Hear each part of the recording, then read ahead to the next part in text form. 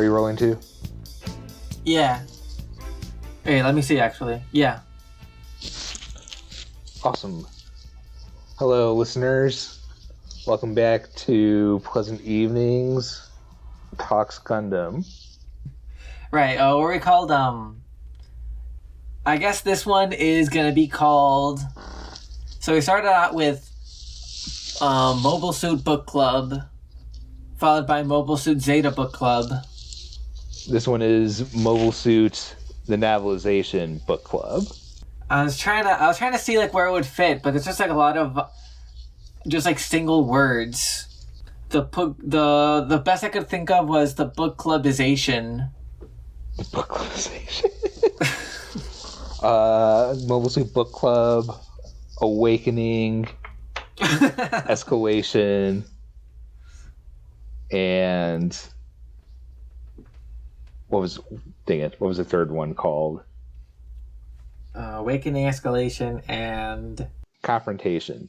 Yeah, classic podcaster preparedness. I can't think right now of the specific phrases. I could find them, but like this multi-volume approach to publishing this novel, I thought really worked for it. We'll go back to a more structured take on it, but every time a volume ended, it ended on like some like auspicious quote from a character. I was like, oh, I can't, like every time I was like, oh, I can't wait to jump into the next one. Yeah, that's true. Definitely. Yeah, I'm surprised that the arcs were so cleanly divided, even though they stayed in space the entire time. Yeah, overall, I think it was like even the movies being streamlined, they didn't have such a clear. Well, I guess because it was a streamlined version of a TV show that operates under different rhythms, it was going to be limited. So never mind. But like, it was cool seeing how, given the space to breathe and like make the book from scratch, just like having the baseline of the world and the characters. There was a very consistently like engaging rising and falling action throughout the novels. Like overall, like I feel like even watching Zeta, sometimes something would happen, like another encounter would happen, and be like, well, I guess I need to have one for this episode. Or in the movies, I'd have like a fight. It's like, well, we were due for a fight. I feel like in the novels, the story wasn't about each fight, although the fights I thought were also very engaging. It felt like it had more to do with developing, I don't know, like Amuro's sense as a soldier and Char's like a place in the Zeon organization. Felt like there was like progression, like things are moving forward for each character individually, instead of just like a series of pickles and a series of escapes from the pickle.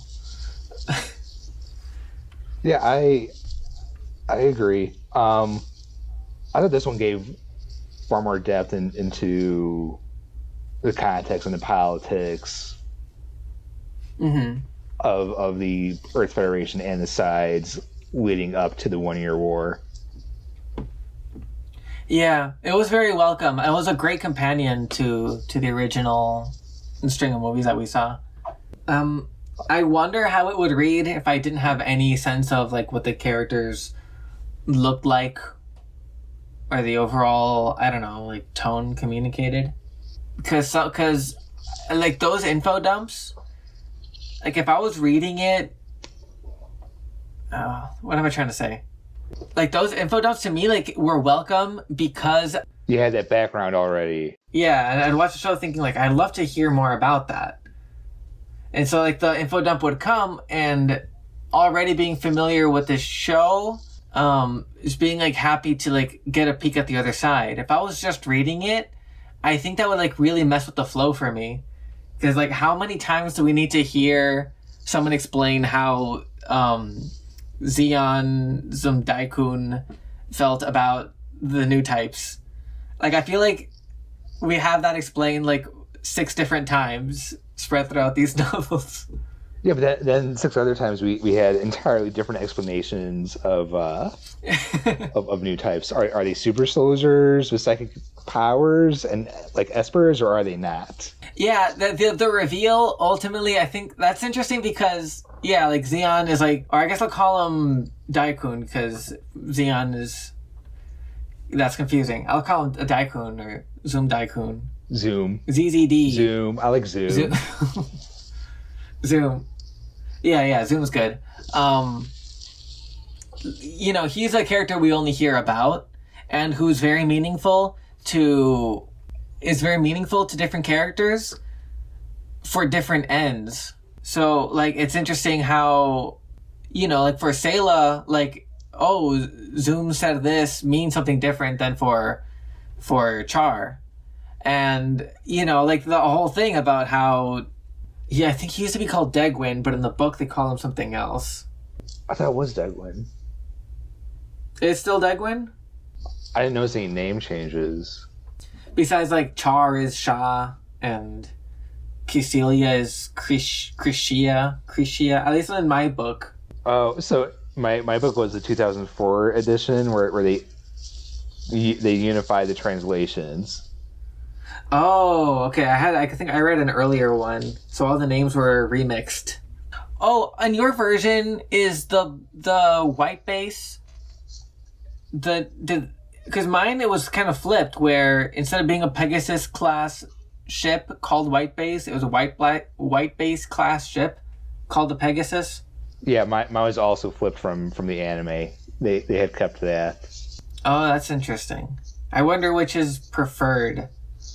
Because in Zeta, the way they talk about it is, oh, you were on White Base. Oh, Captain Bright, you were on White Base.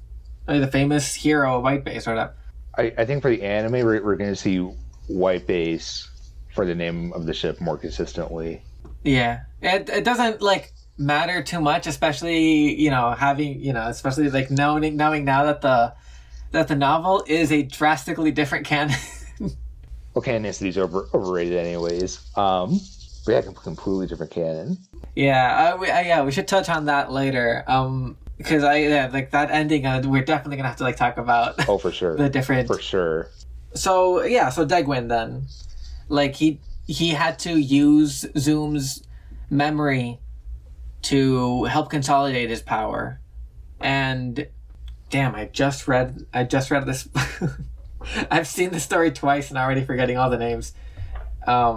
What's the name of the guy who's really in charge of the Zabis? Oh, that Kiddo. Second Hitler. Yeah. That was that was so funny how like every scene with him, he's like still like, oh damn, he called me Hitler, that sucks. I'll show you. Like in the movie it was one scene. And he says, I'm Hitler. He'll be singing a different tune once I shoot this giant laser at everyone and kill it.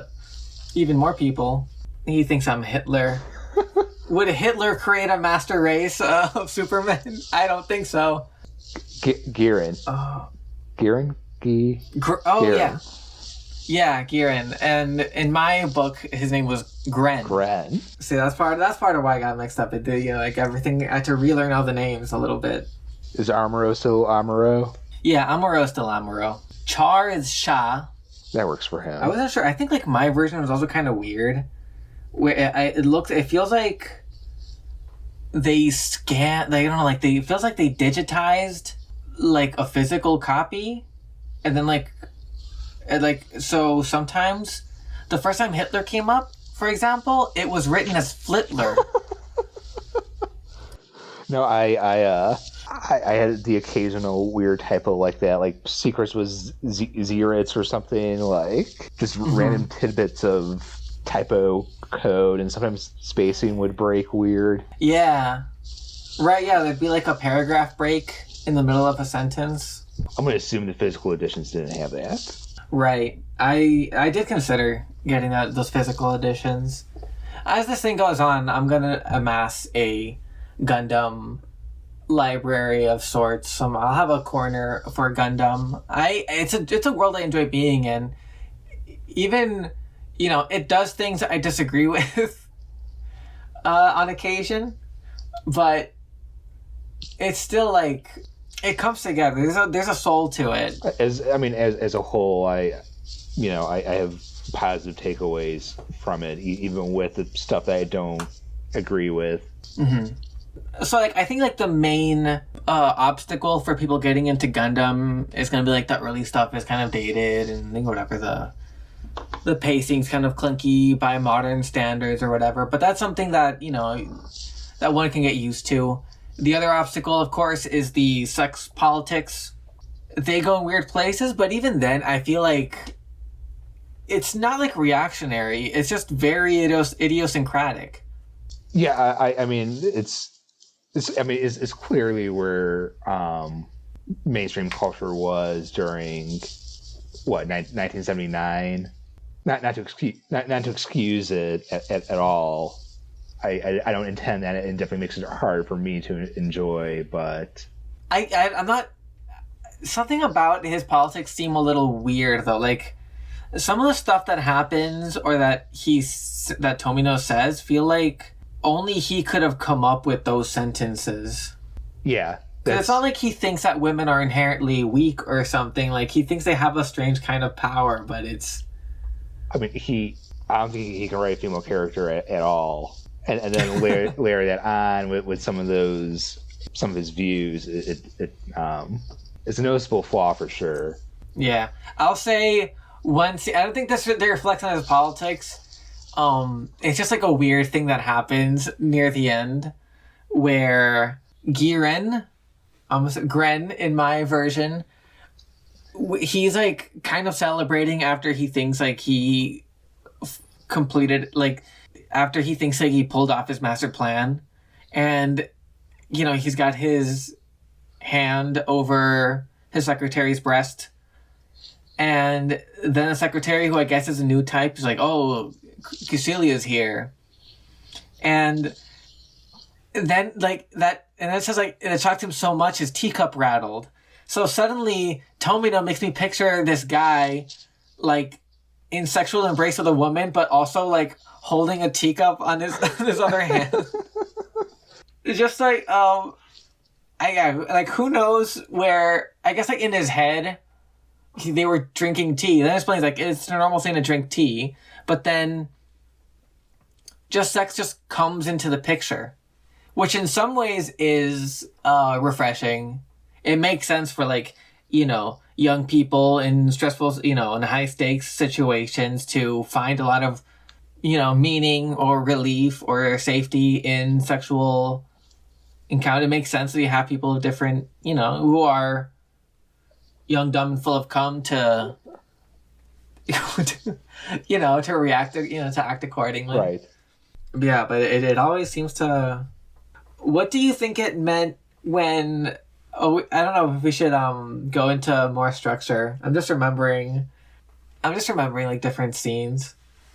So in this version, he doesn't... Amuro and White Base never go to Earth. Like their whole journey's a little more streamlined, so he never gets the encounter with his mother. He gets like some flashbacks and like a dream sequence where his mom where he walks in on his mom with another man, and the mom is just like, get out of here, and she's naked and she's got a Red Cross armband. Yeah. What's up? New type of Billy's going down to Earth.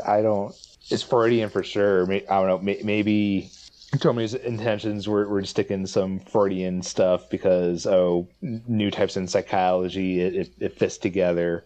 Right. It's something. Yeah. It's if you're a new type, you're just like more sensitive. And there's a psychoanalysis angle too, where it's really cool, like watching these characters try to puzzle out what being a new type means. They're saying like, maybe it's not necessarily about empathy or being able to access the feelings of others, but in being able to understand yourself. And having a self-understanding, you could really understand others from that point if you're that secure. Yeah, and like I guess like coming together, like it's also, I think it's Sayla who's thinking that with her, and it's either Sayla I think it was Sayla thinking this that. other new type that was. It was one of Amuro's potential girlfriends. It might have been that new type that Cusco. That Cusco, yeah. Might have been her. I can't remember. It was one or the other. But one of them was, they were thinking like, well, with the experience or the confusion, that my relationship with Amuro has provided, is hopefully it's given him more tools to understand himself. I guess that ties into the sex stuff. Definitely, sex is also Freud, of course. Amuro's like, he's like coming of age. And it's interesting how Tomino's like very, very clear, like part of his coming of age, like part of him being a complete person is becoming a man in the most like, stereotypical way. But, it is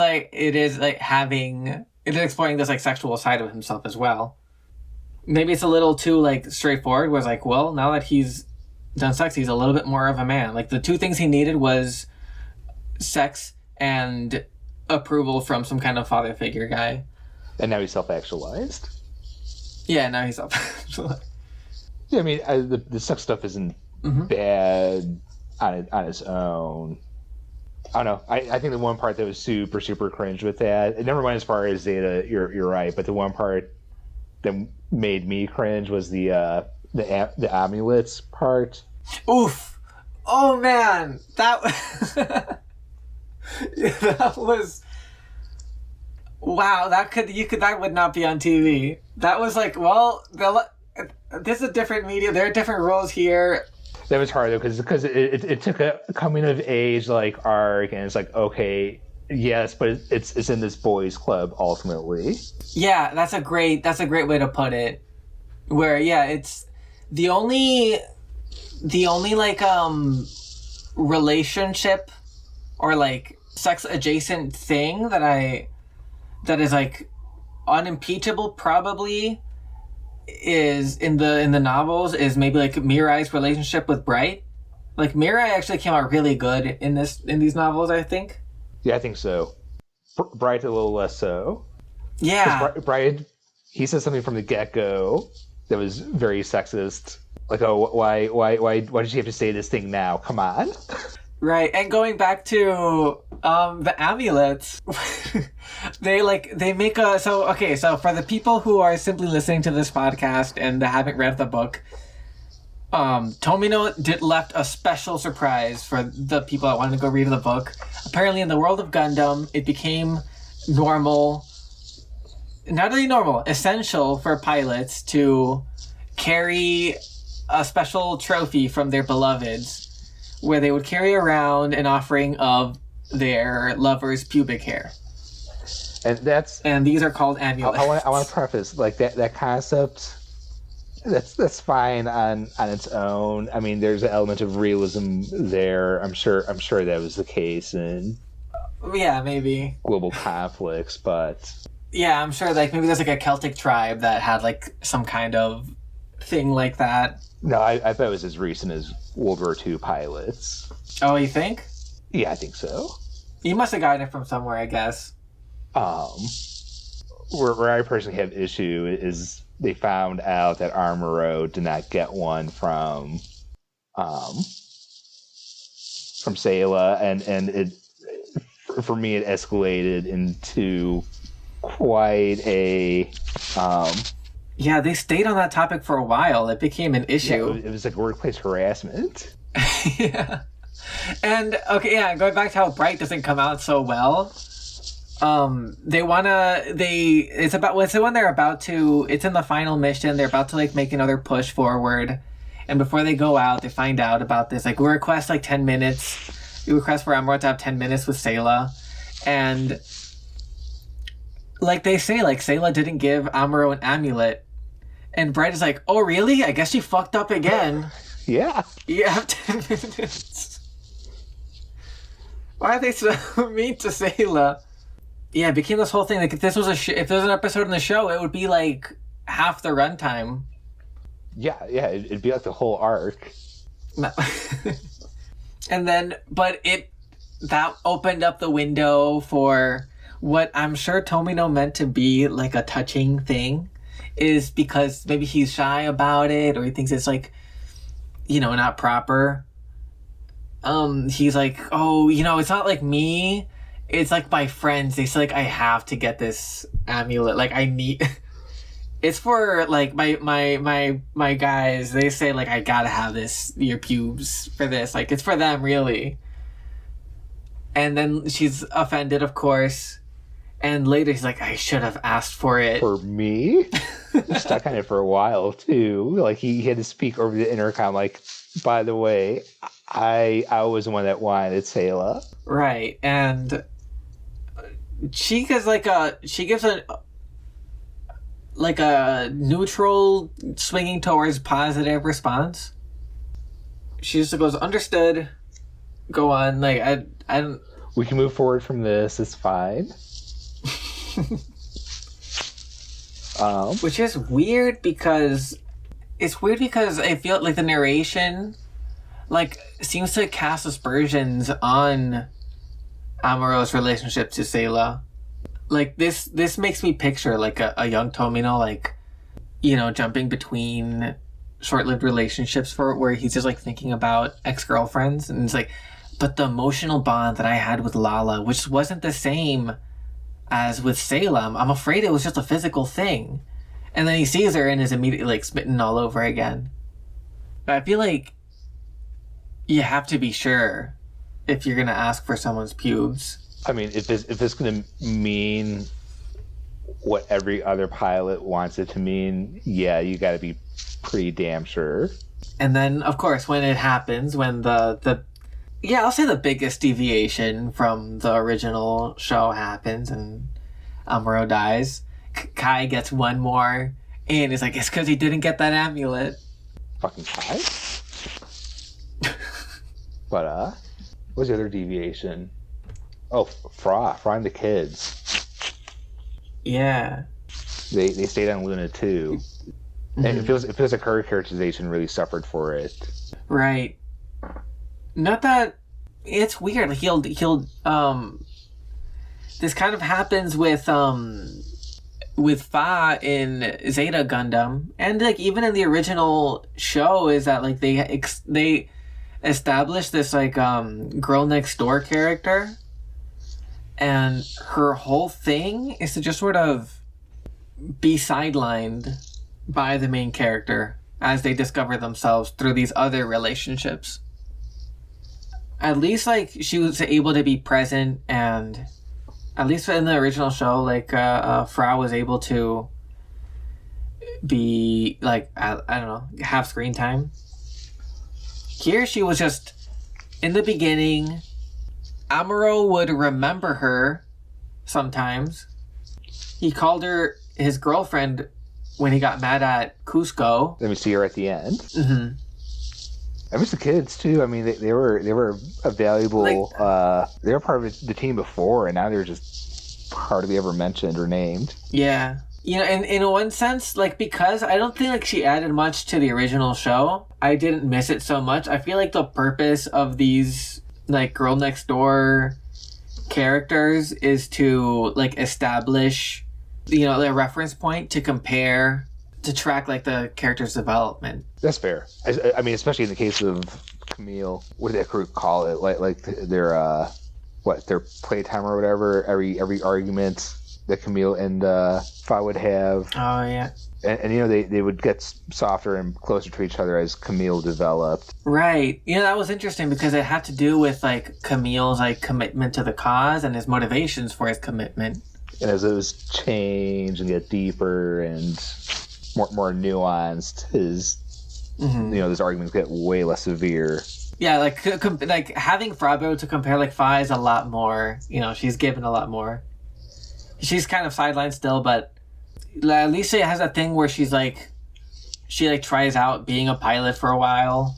It doesn't go so well for her, but at the end, like all hands on deck, she can still do it. Like she still has the opportunity, which is and it makes like when it's her at the end who who rescues Camille and finds him in his state, that, that tracks. Like, that feels like that makes sense. It's like a moment of, like, she's the one who is closest to him enough to know what he's lost.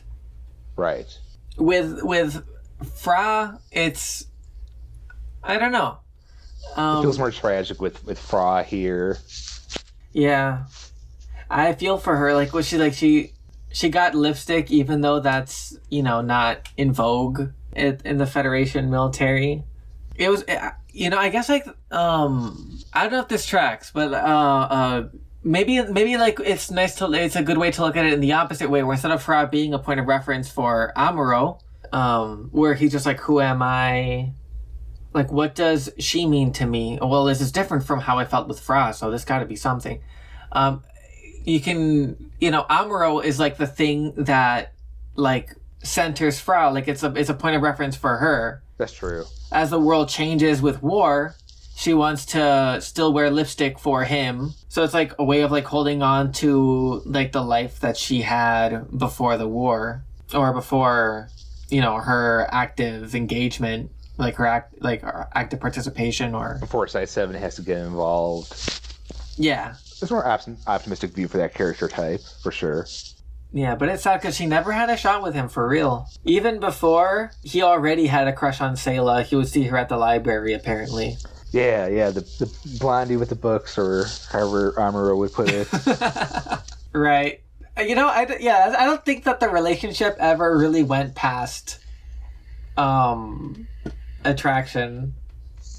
And I'm not just saying that because the narration kept saying it, but, like, really, like, what did they do besides misunderstand each other? I guess, like, what, like, provide comfort or something, but that's still, like, within the realm of... I guess in the end, that relationship with Amuro was valuable for Sayla. Mm-hmm. To at least be an independent agent from Kasval or Char or Shah. Oh, yeah. Yeah, that's true. So in the end, he helped boost her confidence or self-security. Right, yeah. When he's a ghost, he gets to, like, he has the most words for her. And it just took the clarity of, like, final moments to get to some kind of catharsis. At least they had it. Wow, I hate that. You have a thought and then it completely drops out of your head. About Sayla? It was really... Oh, yeah, okay, yeah, about the physical stuff. I'm so happy that Amuro still gets slapped by someone somehow, and we get to see it. Oh, yeah. That's true. We don't get as many... I think Camille is still the king of getting slapped, right? He leads in being the receiver of corporal punishment currently, for sure. Camille's so king. But that's... what a shit thing for Amuro to do, though. Oh, by the way, I told Char what you told me. That was an interesting little wrinkle, because, like, she said, like, please kill Char, and then, like, she regretted it. She's like, I hope that he understands, maybe that's not what I meant. It's like, my limited way of expressing it. They keep going back to that, and it's like a thought that kind of hangs over, like, their encounters. Yeah, I mean, it that's what affects our entire relationship for a while. And that really helps. I'm turned around on this Sayla thing. They do get to understand each other better, and in part, it's like when each character gets to come into themselves, like, come into their own. Yeah. And that's... there's some wisdom there. Like, like they say, you can't, like, I'm extrapolating into, like, like, kind of cliche stuff, but, thing, like, about, like, you can't really control other people's reactions. If you try to be a people pleaser all the time, you just end up stressed and anxious. Right. So you gotta start with, like, being yourself for others. The reason I'm thinking is that the way it comes together for the final moments in the novel, like, I think it's so cool that, like, there was actual tension And not just in a battlefield way, which, by the way, I feel like the fights were well narrated. Like these moments of like near misses, like it explains like, oh, Amuro turned really tightly, and just barely got to cover with the shield. Like I thought that was like really cool. He really describes the spatial relations really, really well. Yeah. And that's a sometimes read. Sorry.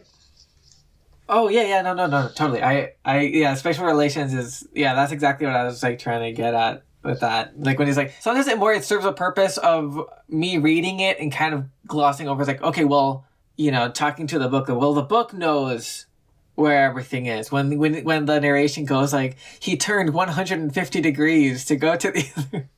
I didn't have a sense of, exactly what that would look like overall, but the important relational distances of, below him in reference to their point of view, this far apart, behind, like that was really well done. I agree. Here's how large this piece of space colony was in the darkness of space. Yeah. In relationship to that was cool too. Yeah, let's talk about this before we get into the climax stuff. I guess like we can pretend we're going somewhat in order. I loved all these details that are more difficult to communicate visually. It would take like a more seasoned animator. I don't know what it'd take. But even the stuff about how it makes sense, like you can't see much in the dark, and obviously, and like Minovsky particles, you get a sense of how they affect communication and visibility. But then the fact that you only get like the straight rays if you're relative to the sun maybe, but sometimes it's like really dark, and what helps you see is when something explodes and suddenly there's actual visibility.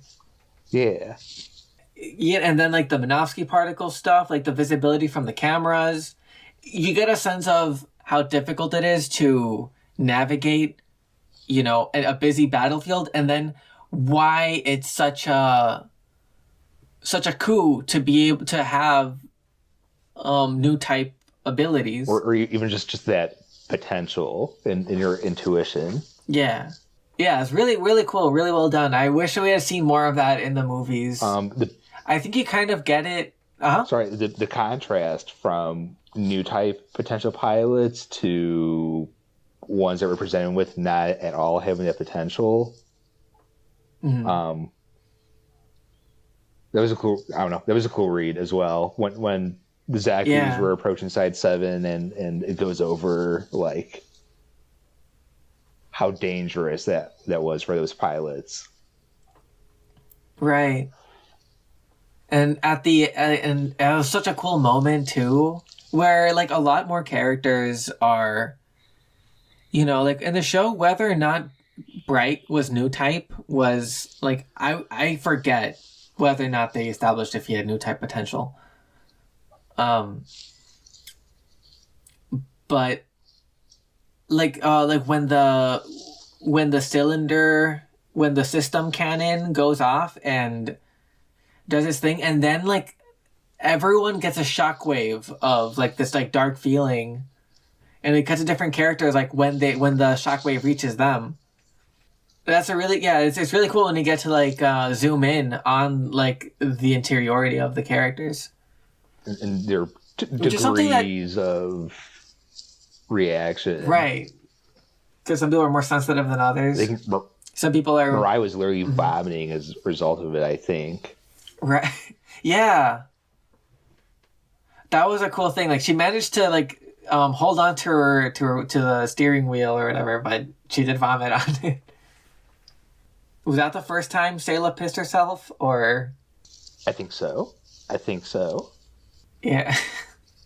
The first time. Poor Sayla. Anyways, right, but like going back to like combining all these threads of like the different relationships, what it means to be a new type, it all comes together, and like I feel like the most tense moment is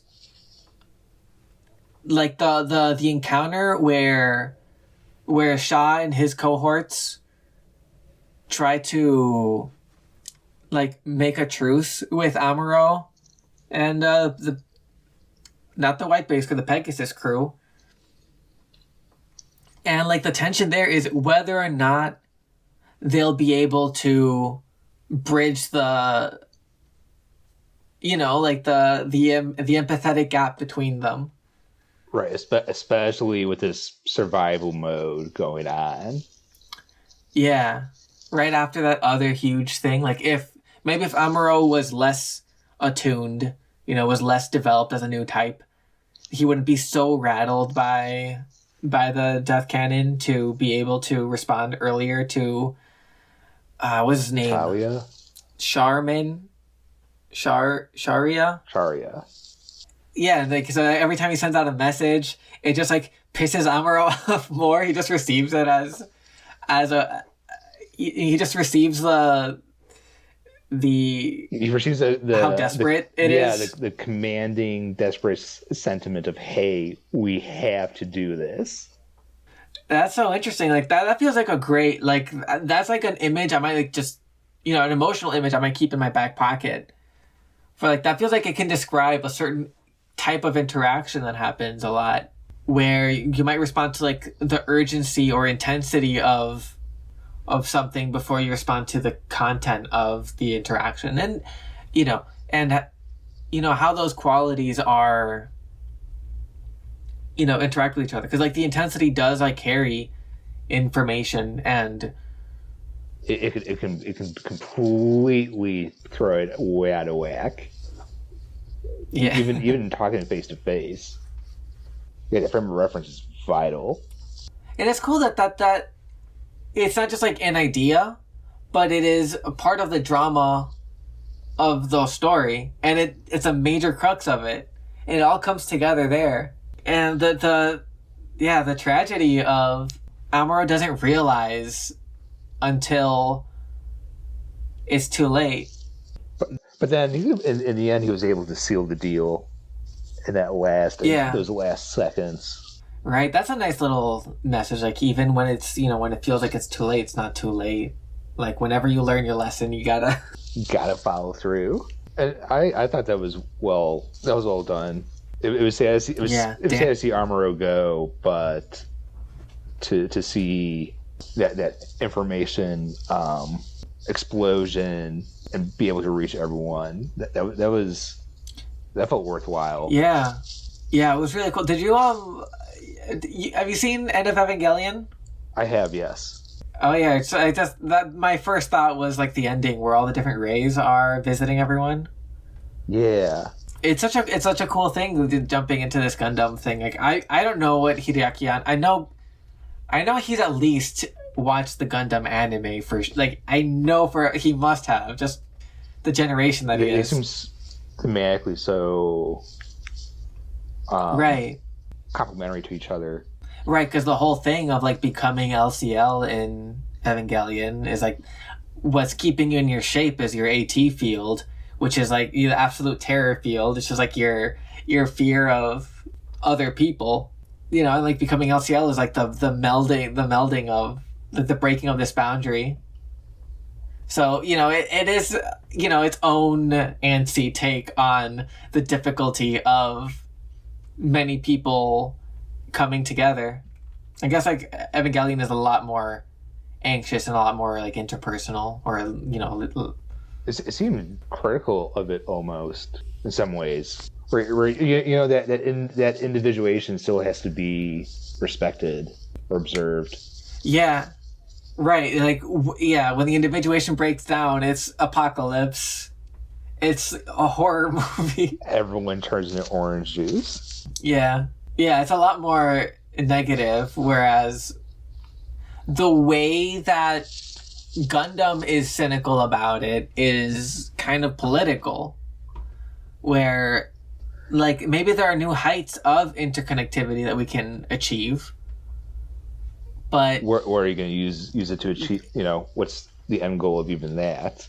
Yeah, and it's kind of, and like where we are, it's gonna emerge in a context, and it's gonna emerge in a context where there are these systems that exist to use us and to, create divisions, or I don't know, just like serve these like limited forms of power. These old types of thinking. Yeah. Yeah, I'm not like I'm not like well versed in theory or history enough, but I don't know if we talked about the parallel of the internet before. We haven't, but it definitely fits, doesn't it? Yeah, it just came to mind, but I'm not sure like how to like what I know that like I can plug in an aux cord between these two things, but I'm not sure like which port to put it in. Weird metaphor.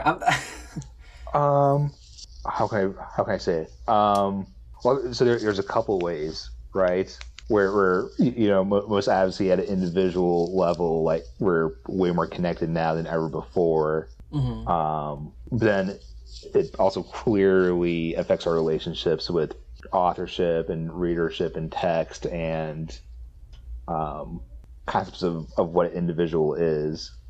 Mm-hmm. Because that author-reader division is so broken on the internet. Yeah, man, I kind of like make like vague gestures.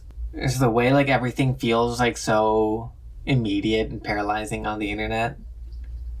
How how like internet affects like temporality as well, where everything sort of exists in a perpetual kind of now, at every moment. Like any Google search can like bring up,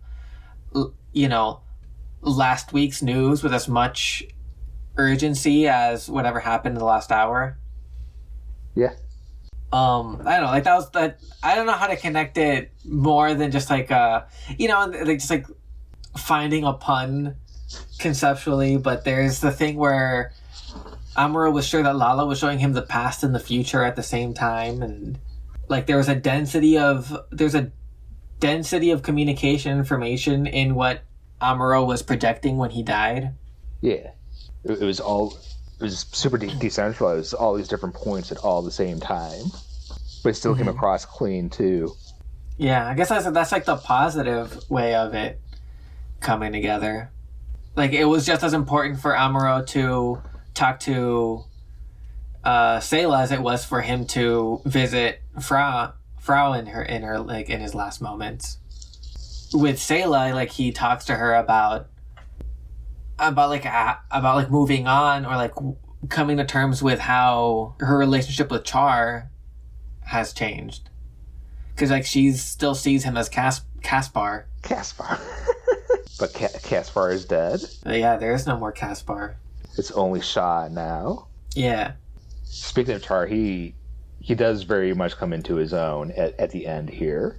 I'm happy he got it. It's really cool. I think like he works a lot better in a contained novel than in a sprawling TV show where he has to be like the villain, because I feel like watching the movies there was something Team Rocket about Char.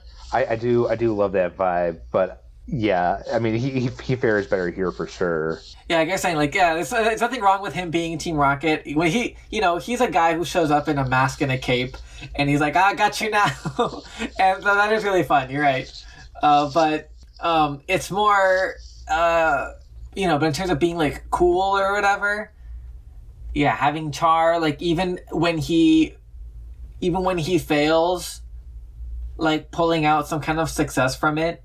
They always like his interactions with Amuro are more limited, but each time he has one, it's like, well, now I've got this information. Now I know this much more about Amuro, or about the Gundam like the state of the war. Right. Yeah, I think it's interesting that he didn't like outright betray Garma, but instead, we missed out on his wonderful. That we blame this on the circumstance of your birth. Right? Yeah, that's a shame. Like, we don't get to. We don't get to see like him being. That's something that we miss out of him not being Team Rocket. He doesn't get to be as much of a mustache twirling villain, but still, like he has the anti-hero thing of like he thought he was like it was a good maneuver to, even with his like limited military equipment being able to herd the Pegasus to where, to like, was it to California, where he thought Garma would be able to finish them off, underestimating Amuro. But then when Garma dies, he's like, well, it's a win-win for me. No matter what, either my best friend lives or I can't, Zabi's dead. Yeah, so it's cool how, even his failures, it's like he's like failing upwards. He's like really playing the game. Yeah, almost that he's a master of this chess or Go board. Although he does have like his like stumbles, like with Sharia dying, he's like, oh, I overestimated Sharia's abilities, or I didn't take into account like the psychic status of the situation. Right. Yeah, but then he just continues to play with that hand dealt and makes it out somehow. Yeah. There's something sad about, speaking of the way. Yeah, something sad about Lala. I don't know, how do you feel? I think like it's definitely a step up, probably, Lala in this one versus in the movies. But it's like you get more detail, but I was hoping to get more, to like the character more, but it's like you get more detail of like maybe like the worst aspects of what Tomino feels like the role of women is. Yeah. Is it relates to Lala? Or like Lala is like a super, like a character who is simply important because of the feelings that she inspires in everyone else. I guess I'm not a fan of this like manic pixie new type archetype that shows up in these. I think is more successful than the neighborhood girlfriend. Yeah, at least like they get to like affect things. But like what's the thing? They open up like the romantic world of these characters because like they engage with Sha and Amuro, and for counting 4, I think 4 is like the best of these. Yeah, I think 4 is the best of them. I mean, she's definitely the most extreme and shows how wrong it is to use new types in that way. Right, because like war isn't like their project at all, but because of their devotion to something, and they double dip with Rosamia, but like their devotion to something or to someone, right? They kind of roll with it, and yeah, I guess like when we talk about it, it's cool. Like I get to like see what they're going for, because Lala's not about war. Like in the end, she accepts dying because of the. I talked myself right back out of it in the middle of. So I mean, I think Lala suffers in this only because Cusco ended up being more present. Mm-hmm. Yeah, maybe if Lala did everything Cusco did. Like, if after that encounter, like maybe Amuro, because of he has to be in war, he almost kills her, but she survives, and then she becomes more jaded about everything. Like, maybe, if she had more of a journey, but I guess they wanted someone to be like this pure spirit, this delicate flower crushed by the instrumentalizing logic of war and technology. Right. Which... She's weaker here than she was in the movies, accomplishing that task. Because I thought Cusco Al was the better representation of that. Yeah, right. I guess like Lala meant something. It felt wrong for Tomino maybe to change the character of what Lala was, but still, it's nicer to explore that type of character with someone who actually like has like agency and opinions about things. Right. Is there longer than 2 chapters? Yeah. It's so gross, I think, whenever like you see this in anime a lot, where some character, like a woman character, is like killed by the hero, and she's like, I'm glad I get to be killed by such a strong man. I think that happens in Zeta as well. Lala doesn't say that exactly, but she like accepts like dying because she realizes like no, I'm actually destined to love you, Amuro. You just weren't here first. Where were you? And it's kind of weird. It happens twice where Amuro kills Lala and then Cusco by plunging his sword into them. Oh, that's an innuendo if I've ever heard one. Yeah. And like that's like who knows? Like that makes me think like there's like a Freudian read. I'm not sure like how much is intentional, but it's like they have this mind meld, right? They come together. He stabs them and they die. But he has to stab him. Yeah. Otherwise, the sexuality of masculine war isn't complete in its imagery. Right. Yeah. It's like I'm sure. Like if you asked Tomino, like, do you think this represents how, like, feminine gentleness is destroyed by masculine war? And you're like, yep, that's exactly it. They are the representation of feminine beauty, and the tragedy of Amuro is that he has to destroy it to become a man or something. Damn, well, I like that character type less now. Yeah, I feel like 4 got to like do things at least. Rosamia was too infantilized for me to feel comfortable with her. She was way out of left field for me. I was very confused. And the weird thing where she was sometimes Rosami, I'm not sure what they were going for there. Cusco, at least, like, I found her scenes, I found, like, her sort of energy to be refreshing. She was a nice foil to, the male power political pursuits and intrigue. Yeah. She was, like, capable. She was, like, aware of everyone else. Like, Lala, like, she agrees to, be a weapon just because Char. And she seems, like, kind of blasé about it. Like, is she, like, at least,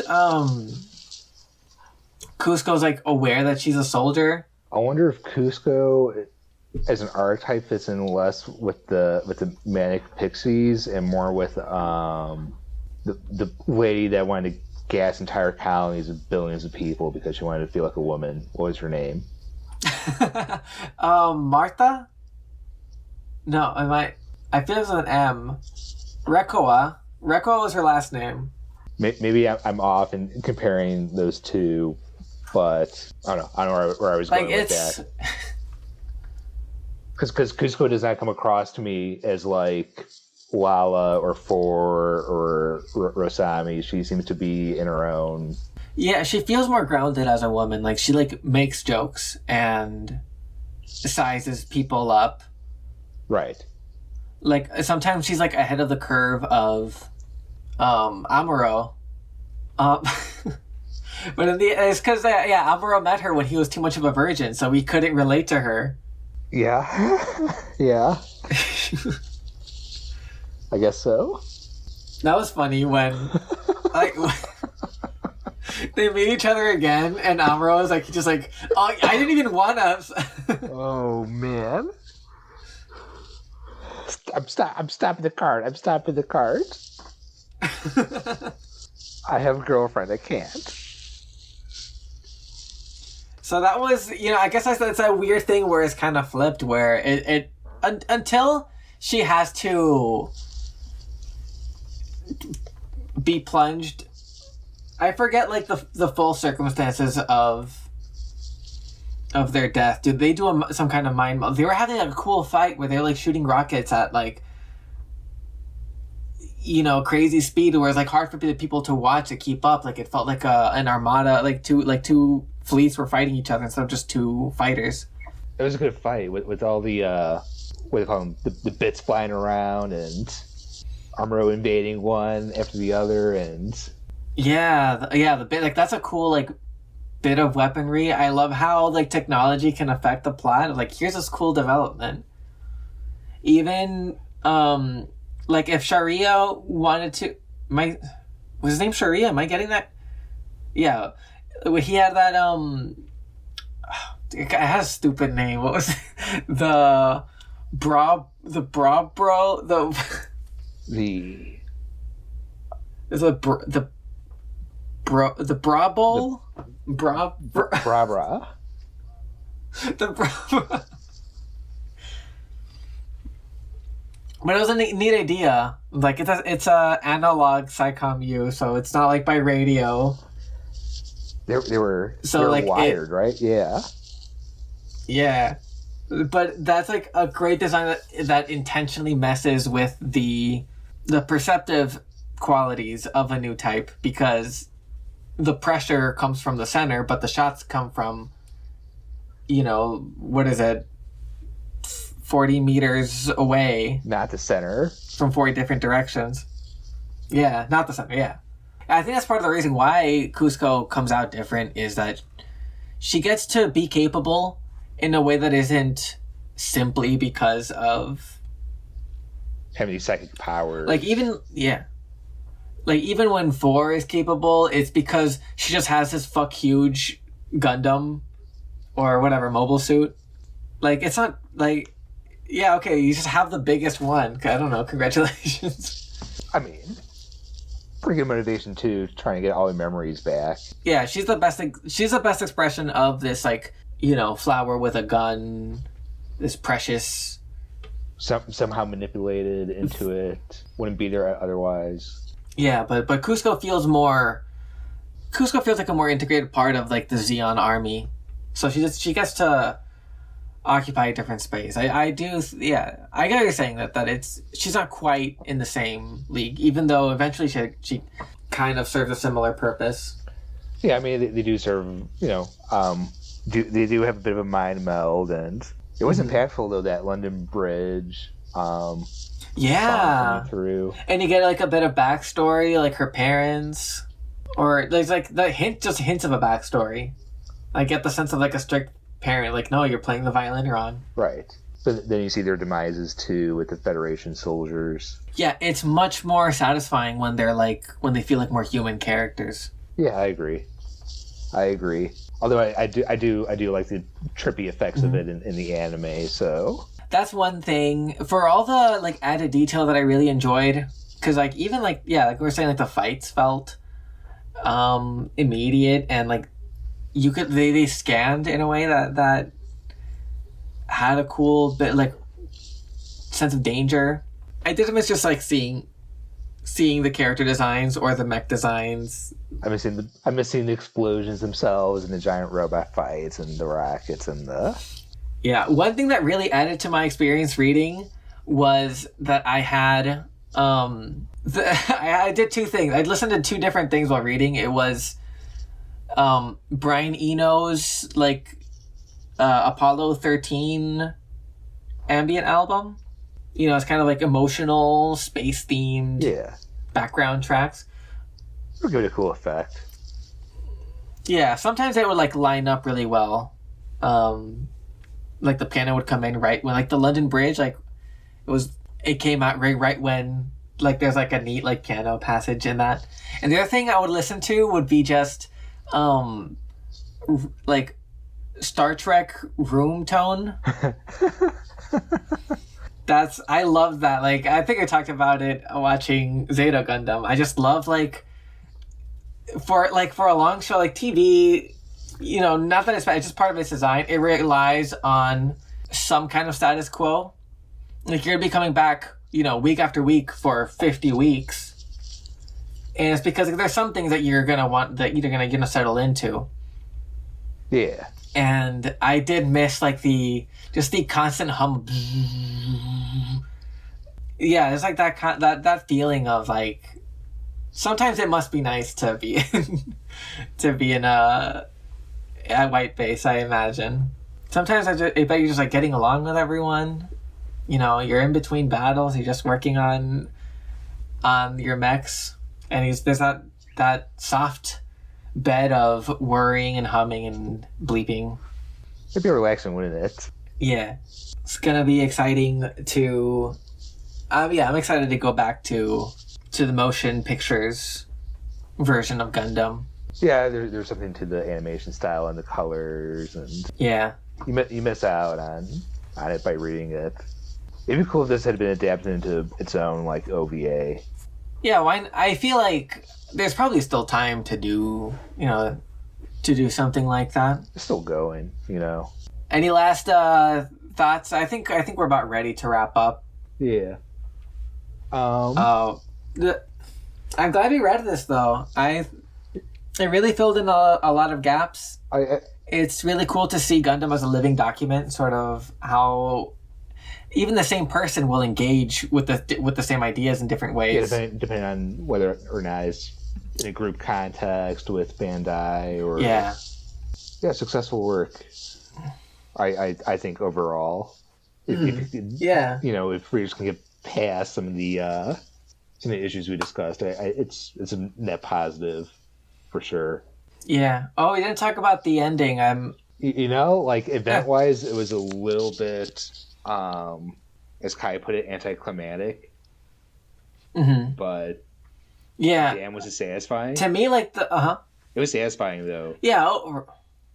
Yeah, like the image of it's interesting how Scylla became more of a character. Like the ending of her on the beach felt nice because it was weird how absent she was from Zeta Gundam. So at least here I get to imagine her like, I don't know, finding some kind of closure. Right, that the anime directors would not give her. Yeah, I wonder, unless she comes back in Zeta, who knows? I guess we'll see. But it was weird. Like they only mentioned it sometimes where Amuro would be like, where they talk to Amuro like, you still got a crush on Sailor, right? Yeah, but just not present. Yeah, and Amuro was like, I got a new blonde girlfriend. Same archetype. You see, he's got it.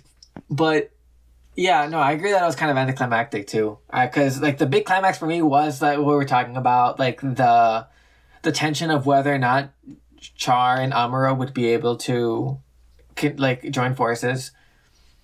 And then after that happened, you get these scenes of Giran and his tea time. And I'm looking down, it's like 16 pages left. So the last what would be like the last major action scene is just sort of like taking care of business, like mopping up at the end. Yeah, which that's okay.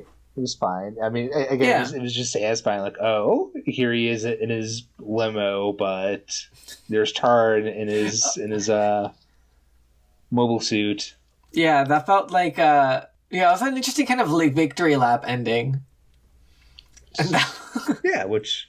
Oh my god, we were about to end the show without talking about how Cecilia dies in this version. Just thrown off the suit. He lets her have her moment where she shoots Giran, and then he just flicks her up into the air. What an end! What a goddamn end! That's quite something. That reminds me of the end of RoboCop. It's been a while since I've seen RoboCop. It has that thing where where RoboCop can't shoot the bad guy. Oh yeah. I recall that now.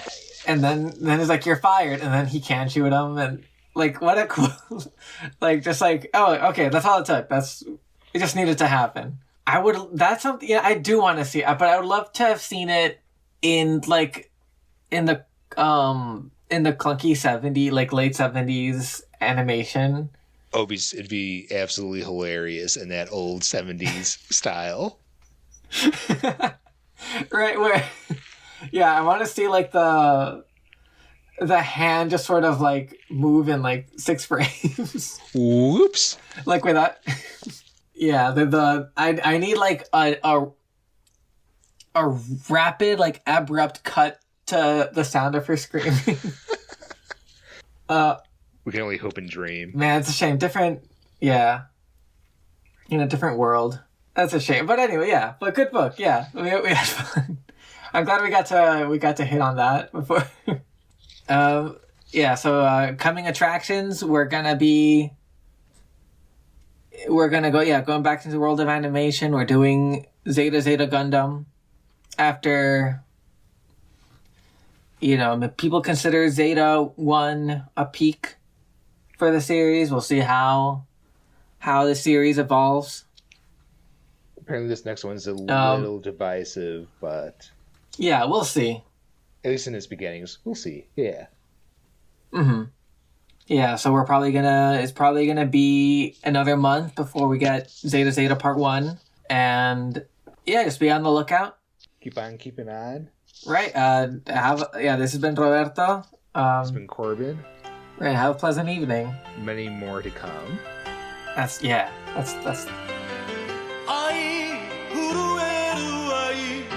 それは別れ歌拾う骨も燃え尽きて濡れる肌も土に帰る荒野を走る